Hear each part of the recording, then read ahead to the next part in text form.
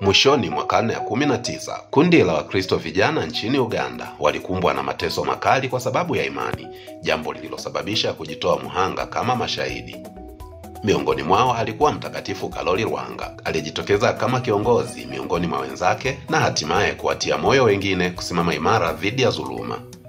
Mateso walioyapitia yalikuwa ya kutisha, lakini uaminifu wao kwa imani yao uliangaza kwa mwanga mkali katikati ya giza la uonevu.